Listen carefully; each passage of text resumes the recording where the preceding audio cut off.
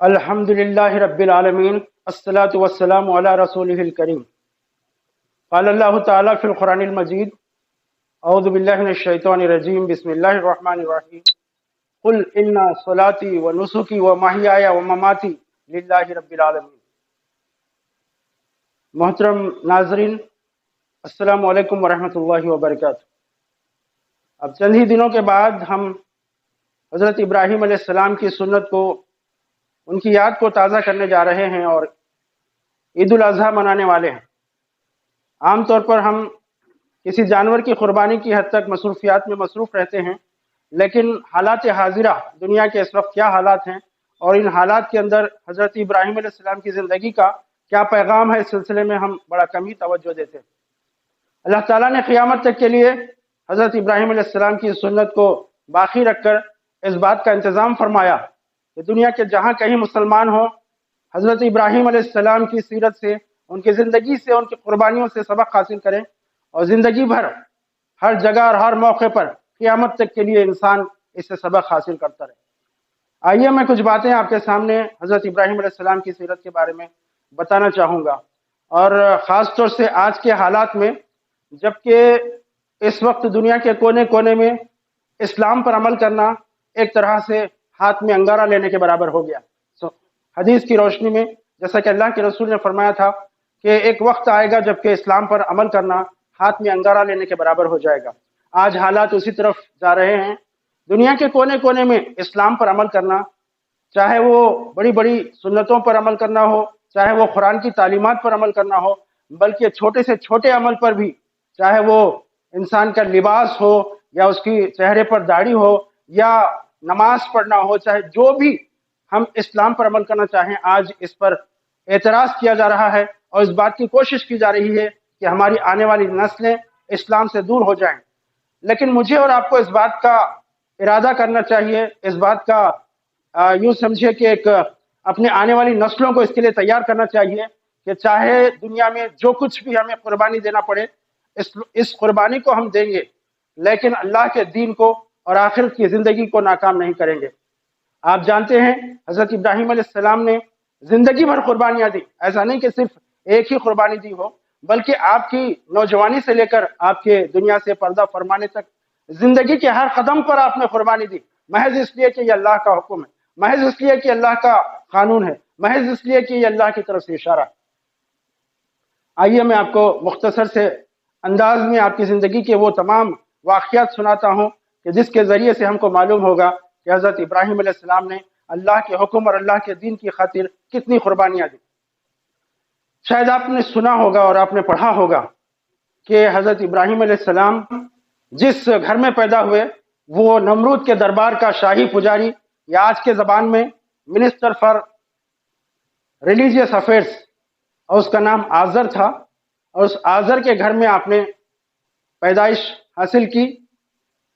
آپ بچپن ہی سے بہت ہی ذہین اور بہت ہی کین آبزرور تھے، کائنات کی ہر چیز پر آپ غور کرتے تھے۔ قرآن مجید میں اس کا ذکر ہے کہ جب حضرت ابراہیم علیہ السلام نے چاند کو دیکھا تو سوچا کہ شاید یہ میرا خدا ہے، یہ اس کائنات کا پیدا کرنے والا ہے۔ لیکن جب صبح ہوتے ہوتے چاند کو غائب ہوتے ہوئے دیکھا تو آپ نے سوچ لیا کہ غائب ہونے والی کوئی چیز خدا نہیں ہو سکتی۔ آپ نے دن میں سورج کو دیکھا، اور جب شام ہوتے ہوتے سورج غروب ہو گیا تو آپ کے دل نے کہا کہ یہ خدا نہیں ہو سکتا۔ جب آپ کی دلچسپی بڑھی، آپ کی جستجو بڑھی، آپ نے اس پر سوچنا شروع کیا کہ اس کائنات کا پیدا کرنے والا کون ہے۔ اپنے گھر والوں کو، اپنی قوم والوں کو اپنے ہاتھ سے بنے ہوئے بتوں کی پوجا کرتے ہوئے دیکھتے تھے تو آپ بڑے بے چین ہوتے تھے کہ یہ خدا کیسے ہو سکتے ہیں جس کو ہم خود اپنے ہاتھوں سے بنائیں اور پھر ہم ہی اس کی عبادت کریں۔ اپنے باپ سے انہوں نے پوچھا کہ یہ کیا چیز ہے جس کی آپ عبادت کر رہے ہیں۔ باپ نے بہت ہی سمجھایا، لیکن آخر کار باپ نے اس بات کی دھمکی دی، اگر تو اسی طرح سے کہتا رہے گا تو میں تجھے اپنے گھر سے نکال دوں گا۔ بلکہ قرآن مجید میں آتا ہے کہ اس نے کہا کہ میں تجھے پتھروں سے مار مار کر سنسار کر دوں گا۔ لیکن آپ نے اس دھمکی کے باوجود اپنے سفر کو جاری رکھا اور زندگی بھر اس کے لیے کوشش کرتے رہے۔ حالانکہ اگر آپ چاہتے تو نمرود کے دربار میں جو شاہی پجاری یا وزیر تھا، اگر آپ چاہتے تو اس باپ کے انتقال کے بعد خود وزیر بن سکتے تھے، لیکن آپ نے سب سے پہلے اس کی قربانی دی کہ آپ نے کہا کہ میں اس پجاریوں کے درمیان میں، اس ماحول کے اندر، اس خدا کو چھوڑ کر جو اس کائنات کا پیدا کرنے والا ہے کسی اور کی عبادت نہیں کروں گا۔ آپ نے اپنے اس جستجو کو جاری رکھا، اپنے قوم والوں کو سمجھایا، اپنی قوم والوں کو بتایا کہ یہ کیسے بت ہیں جس کو تم اپنے ہاتھوں سے بناتے ہو اور اس کو خدا سمجھتے ہو۔ جب سمجھانے سے قوم نہیں مانی تو ایک دن جب کہ قوم کے لوگ کہیں باہر کسی پکنک پر یا کسی تیوہار منانے کے لیے کہیں شہر سے باہر گئے ہوئے تھے، آپ ایک شاہی بت خانے میں گھس گئے اور آپ نے اپنے ہاتھوں سے ان بتوں کے بعض کا پیر، بعض کا ہاتھ، بعض کا اس طرح سے انہوں نے علیحدہ کیا، اور جب قوم والے واپس آئے اور ان کو پکڑا اور پوچھا کہ کس نے کیا ہے، تو انہوں نے کہا کہ پوچھو اس بڑے بت سے جو دیکھ رہا تھا تمام چیزیں کہ کس نے کیا۔ تو انہوں نے کہا کہ قوم والوں نے کہا کہ یہ کیسے جواب دے گا؟ تو انہوں نے کہا کہ جو آپ کے چیزوں کو دیکھتا ہے اور جواب نہیں دے سکتا، تم اس کو خدا کیسے سمجھتے ہو؟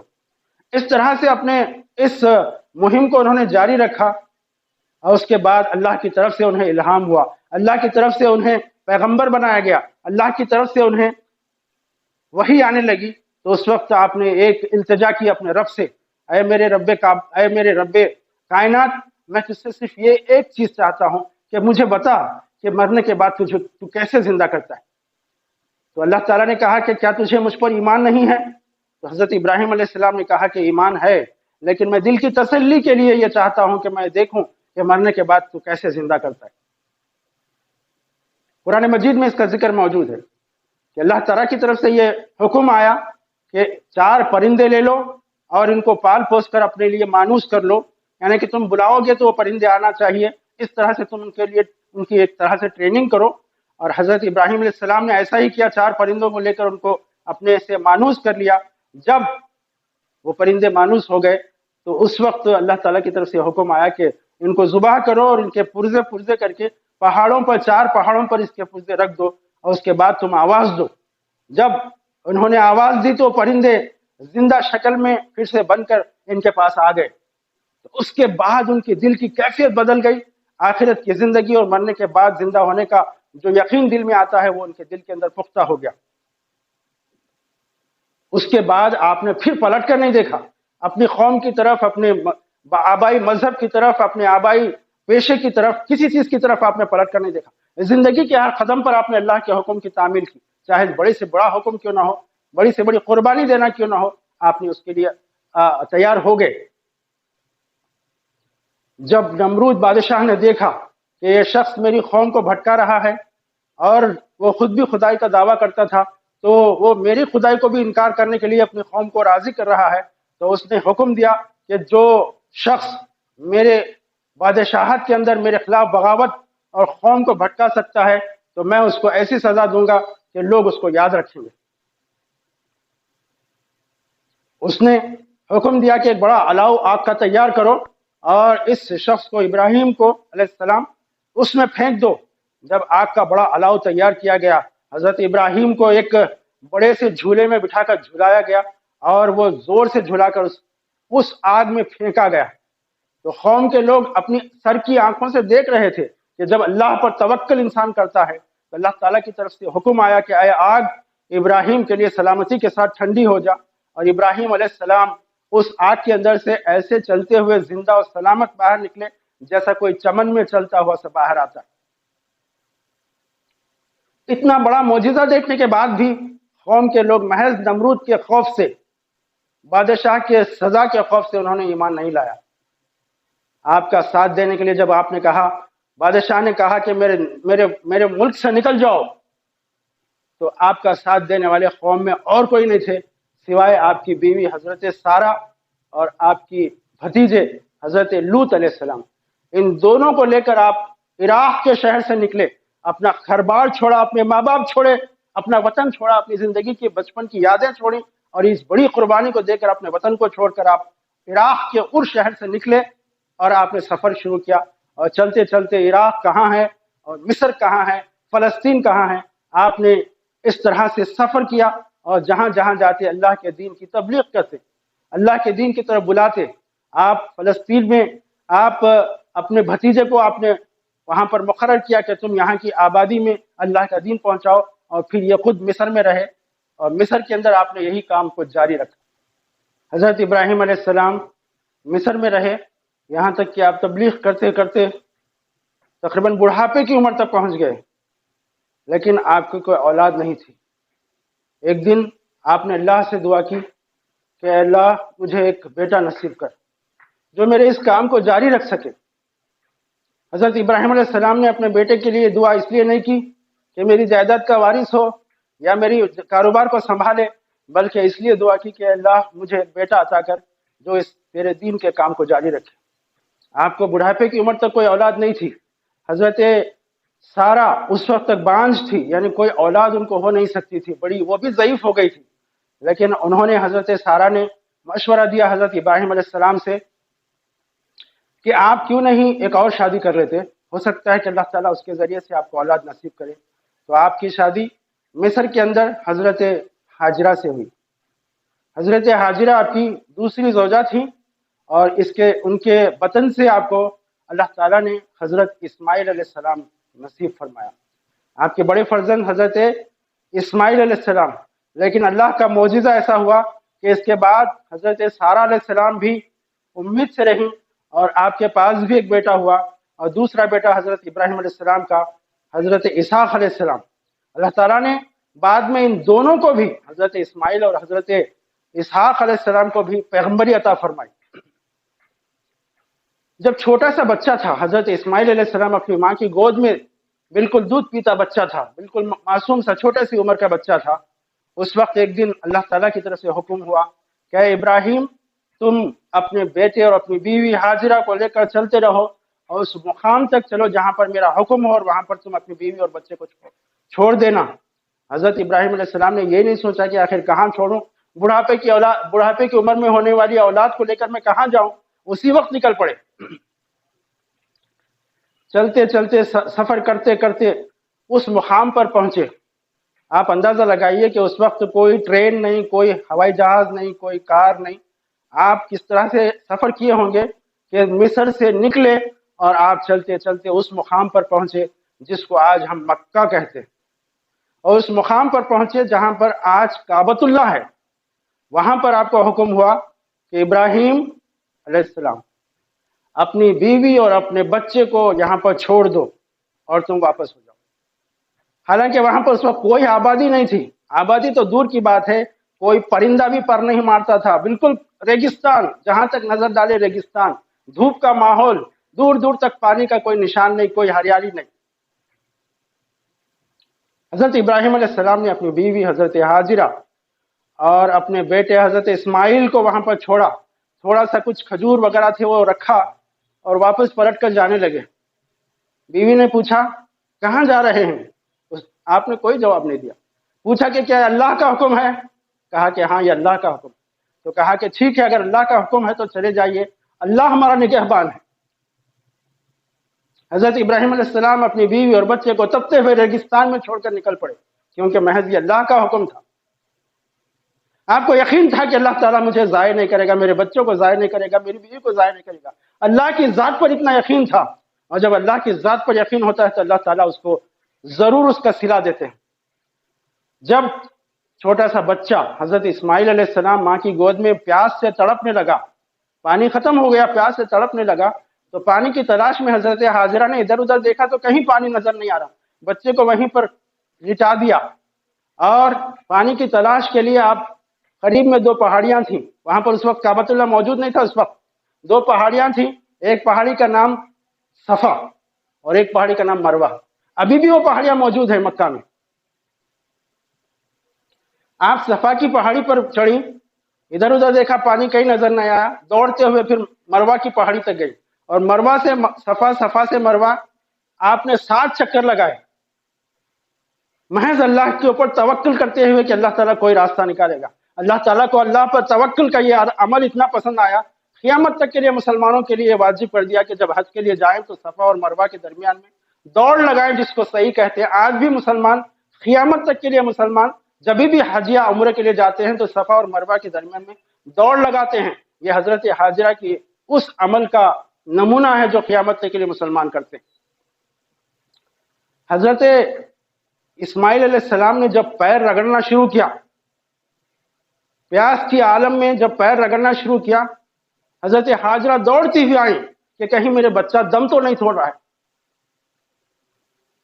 पैरों की रगड़ की वजह से, या बाद रिवायतों में आता है हजरत जिब्राइल अलैहिस्सलाम ने आकर वहां पर अपने पर मारे, या बच्चे के पैरों की रगड़ की वजह से वहां से रेती हटी और एक फव्वाला ऊपर पड़ा। हजरत हाजरा ने कहा कि जम जम, जम जम का मतलब है ठहर ठहर, रुक जा रुक जा। वो डर रही थी कि कहीं पानी रेती में कहीं जज्ब ना हो जाए, तो कहा कि ठहर ठहर। तो जमजम का नाम इस वक्त क़यामत तक के लिए अल्लाह ताला ने उसका नाम रख दिया। वो कुआं अल्लाह ताला ने उसमें इतनी बरकत रखी है, आज तक वो कुआं बाकी है, और हजारों हजारों लीटर बल्कि हजारों ड्रम्स दुनिया के कोने कोने को जमजम का पानी जाता है, लेकिन कभी ये सूखने नहीं पाया। 4000 साल से ज्यादा हो गए। तो अल्लाह पर तवक्कुल और अल्लाह के हुक्म पर जब आदमी चलता है तो उसको अल्लाह ताला उसमें बरकत नसीब करते हैं और क़यामत तक के लिए नमूना बना देते हैं। कुछ साल बाद हजरत इब्राहिम अलैहिस्सलाम जब मिस्र से वापस आए, उससे पहले का वाकया सुन लीजिए कि जब वहां पर पानी निकल आया तो वहां पर काफिले जाने वाले आने वाले वहां पर ठहरना शुरू किए, और वहां पर पौधे उगरना शुरू हो गए, और आहिस्ता आहिस्ता एक छोटी सी बस्ती बस गई। लोग चूंकि पानी की तलाश में, उस वक्त उस जमाने में जहां पर भी रेगिस्तान में पानी नजर आता वहां पर कुछ अपने घर बना लेते थे, झोंपड़ियां डाल लेते थे, तो वो शहर बनना शुरू, गांव बनना शुरू हो गया, जिसका नाम शुरू में बक्का था। कुरान मजीद में इसका जिक्र मौजूद है कि बक्का हमने शहर को कायम किया, इस तरह से उसका जिक्र है, और वो आज होते होते उसका नाम मक्का हो गया। तो वो शहर आज भी अमन वाला शहर है, क़यामत तक के लिए एक अमन वाला शहर बना दिया गया, और लोग दुनिया के कोने कोने से वहां जाते हज के लिए। इब्राहिम अलैहिस्सलाम कुछ वक्त के बाद, कुछ अरसे के बाद जब वापस आए तो देखकर हैरान रह गए कि वहां पर एक छोटी सी बस्ती बस गई है, और हजरत हाजिरा और आपके बेटे हजरत इस्माइल चलने फिरने की उम्र को पहुंच गए हैं, 8-10 साल की उम्र को या 15 साल की उम्र को। हजरत इब्राहिम अलैहिस्सलाम जब वापस आए, अपने देखा कि आप वहां पर एक छोटी सी बस्ती बस गई है और वहां पर आबादी इंसानों की बस गई है, तो उस वक्त अल्लाह ताला की तरफ से हुक्म हुआ कि आप उस मुकाम पर जहां पर आज काबतुल्लाह है, एक काबे की इमारत तामीर करो।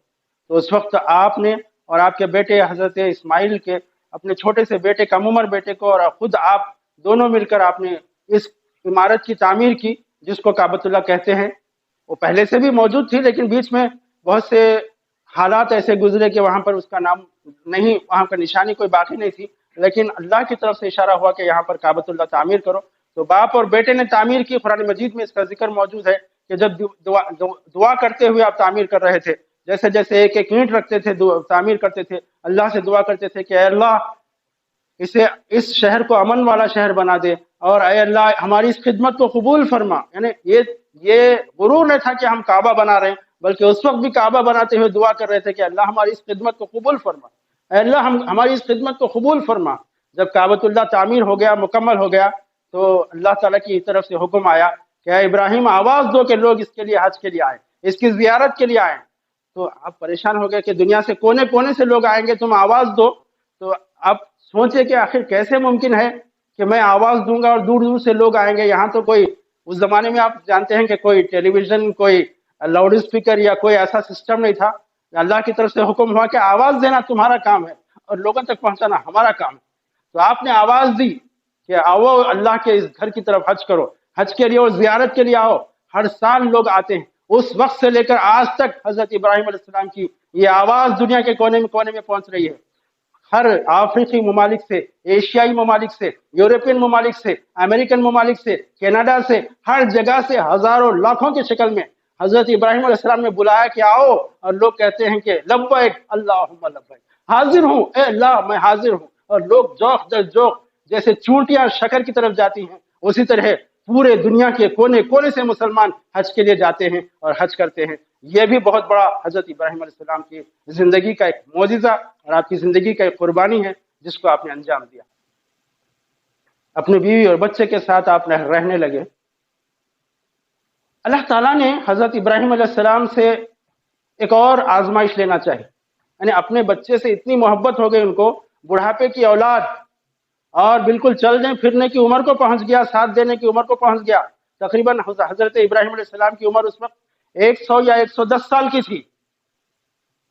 उस वक्त अल्लाह ताला ने आपको एक इशारा, शायद अल्लाह ताला एक आजमाइश लेना चाहते थे, एक आखिरी इम्तिहान लेना चाहते थे हजरत इब्राहिम अलैहिस्सलाम से कि क्या मेरे हुक्म को ज्यादा मानता है या अपने बेटे की मोहब्बत इसके दिल में ज्यादा है।